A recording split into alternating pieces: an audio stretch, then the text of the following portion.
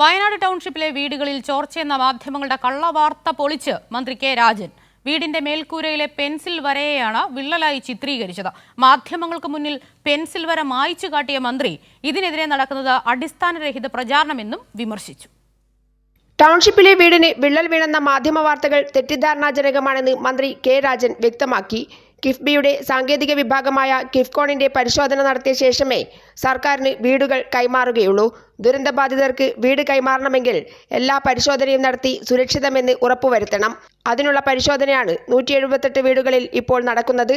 2 ഘട്ട വാട്ടർ പ്രൂഫിങ്ങും ഒരു കോൺക്രീറ്റും നടത്താനിരിക്കെ ഒരു വീടിന് കിഫ്കോൺ തന്നെ കണ്ടെത്തിയ നേർത്ത വര മാർക്ക് ചെയ്ത പെൻസിൽ മാർക്കാണ് വിള്ളൽ എന്ന രൂപത്തിൽ മാധ്യമങ്ങൾ പ്രചരിപ്പിച്ചതെന്ന് പറഞ്ഞ മന്ത്രി തന്നെ മേൽക്കൂരയിലെ പെൻസിൽ മാർക്ക് മായ്ച്ച് അത് പെൻസിൽ മാർക്കാണെന്ന് ഉറപ്പുവരുത്തി.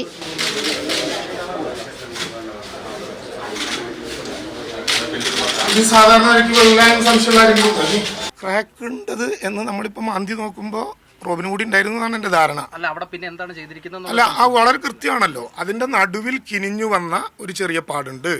അതിന് ചുറ്റും പെൻസിൽ കൊണ്ട് മാർക്ക് ചെയ്തതാണ്. ക്രാക്കാണ് ഉണ്ടായത് എങ്കിൽ നമ്മൾ ആ സാധനം കൊണ്ട് ഉരച്ചാൽ അത് പോകില്ല. ഞാൻ തന്നെ നേരിട്ട് നോക്കിയതാണ്. അവിടെ ചുറ്റും വരയ്ക്കുകയാണ് ചെയ്തിട്ടുള്ളത്. ഇതിവർക്ക് ഔപചാരികമായി പട്ടയവും രേഖകളുമാണ് നമ്മൾ കൈമാറിയത്. വീടിൻ്റെ താക്കോൽ സാങ്കേതികമായ കൈമാറ്റം മാത്രമേ ഉള്ളൂ. അതിനകത്ത് 178 പേരുടെയും പെയിൻ്റ് അടിച്ച വീടുകൾക്കകത്ത് കിഫ്കോണും അതുപോലെ തന്നെ ഊരാളുങ്കലും സംയുക്ത പരിശോധന നടത്തിയതിനു ശേഷം വീട്ടുകാരെ കൂടി ഒപ്പം ചേർത്ത് പരിശോധിച്ചാണത് ഔപചാരികമായി കൈമാറുക. ശ്രുതിയുടെ കാര്യത്തിൽ മാത്രമല്ല 3 പേർ 15 ലക്ഷം തിരിച്ചു തരാമെന്ന് പറഞ്ഞ് ടൗൺഷിപ്പിൽ വീടിന് അപേക്ഷ നൽകിയിട്ടുണ്ട്. ടൗൺഷിപ്പിൽ വീട് വേണ്ടെന്ന് എഴുതി നൽകിയതിനാൽ ചില നിബന്ധനകൾ കൂടി പാലിക്കപ്പെടേണ്ടതുണ്ടെന്നും മന്ത്രി പറഞ്ഞു. ക്യാബിനറ്റിന്റെ മുമ്പാകെ 10-ാം തീയതി 3 പേരുടെ ഇവിടെ നിന്ന് 15 ലക്ഷം രൂപ മേടിച്ചു പോയ 104 പേരിൽ 3 പേരുടെ ശ്രുതി ഉൾപ്പെടെ 3 പേരുടെ വീടുകൾ തിരിച്ചിവിടേക്ക് വരണം, 15 ലക്ഷം രൂപ ഞങ്ങൾ തിരിച്ചടയ്ക്കാം എന്ന് പറഞ്ഞ് ഒരു അപേക്ഷ വന്നിട്ടുണ്ട് എന്ന് ക്യാബിനറ്റിനെ അറിയിച്ചു. അപ്പോൾ സ്വാഭാവികമായിട്ടും 104 പേർ അങ്ങനെ പണം മേടിച്ചു പോയവരാണ്. അവരെല്ലാവരും വലിയ നിലവാരത്തിൽ ചിലപ്പോൾ തിരിച്ചു വന്നേക്കാം, പലരും പറ്റിച്ചതും കബളിപ്പിച്ചതുമൊക്കെ ആയിട്ടുള്ള സംവിധാനങ്ങൾ വെച്ചുകൊണ്ട്.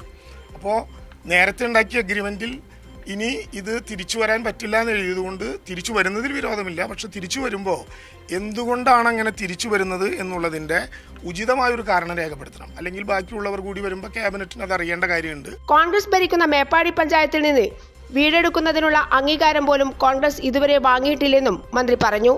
കോൺഗ്രസ് വിലയ്ക്ക് മേടിച്ചു എന്ന് പറയപ്പെടുന്ന പ്രദേശത്ത് കല്ലിട്ടതല്ലാതെ മറ്റൊരനക്കവും ഉണ്ടായിട്ടില്ല എന്ന ചോദ്യം വളരെ ഗൗരവമായി പൊതുസമൂഹത്തിനോട് മറുപടി പറയേണ്ടതാണ്.